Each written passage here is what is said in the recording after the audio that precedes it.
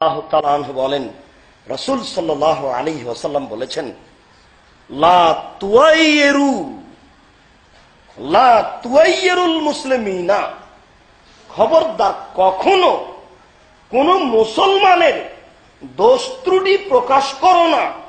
ওয়ালা তুযু, কখনো কোন মুসলমানকে কষ্ট দিও না। ওয়ালা তাত্তাবিউ আওরাতা আখিহে, আখুল মুসলিম, কোন ব্যক্তি যেন তার মুসলিম ভাইয়ের দোষ ত্রুটি প্রকাশের পিছনে না পড়ে।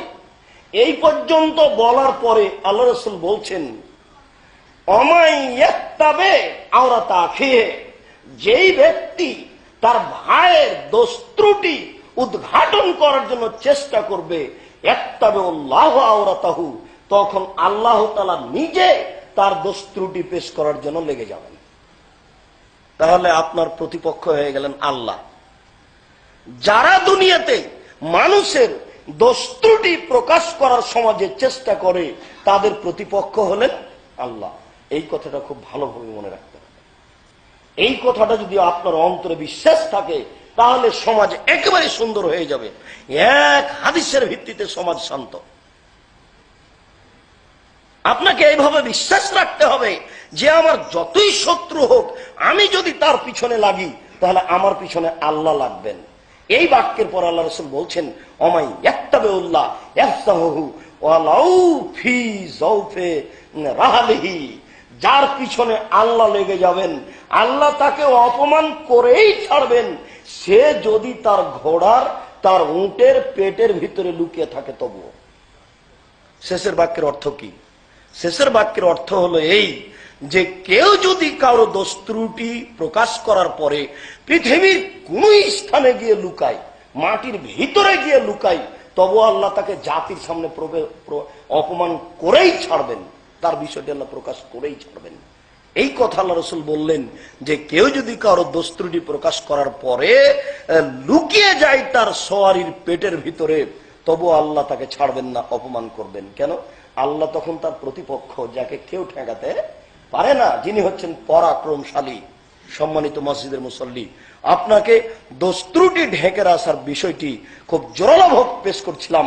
জিন্দেগিতে আর কখনো কোনোদিনই কোন মানুষের দোষ ত্রুটি সমাজে পেশ করার চেষ্টা করব না। আল্লাহ তুমি আমাদেরকে হেফাজত করো, আল্লাহুম্মা আমিন।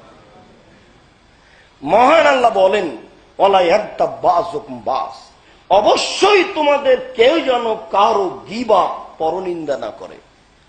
অবশ্যই তোমাদের কেউ যেন কারো গীবত পরনিন্দা না করে। হুযায়ফা রাদিয়াল্লাহু তাআলা আনহু বলেন, রাসূল সাল্লাল্লাহু আলাইহি ওয়াসাল্লাম বলেছেন, লা ইয়াদখুলুল জান্নাতা কাত্তাত ওয়া ফি রিওয়ায়াতিন নাম্মাম, যারা দুনিয়াতে মানুষের গীবত করে, পরনিন্দা করে, আল্লাহ তাআলার নবী বলছেন এমন ব্যক্তি জান্নাতে যাবে না, এমন ব্যক্তি জাহান্নামে যাবে। লা ইয়াদখুলুল জান্নাতা কাত্তাত, বদনামকারী, পরনিন্দাকারী কখনো জান্নাতে যাবে না।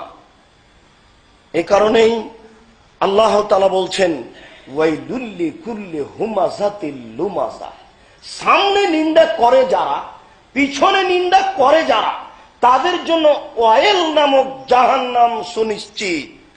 পিছনে নিন্দা করে যারা, সামনে নিন্দা করে যারা, তাদের জন্য ধ্বংস সুনিশ্চিত, তাদের জন্য ধ্বংস সুনিশ্চিত। আবু হুরায়রা রাদিয়াল্লাহু তাআলা আনহু বলেন, রাসূল সাল্লাল্লাহু আলাইহি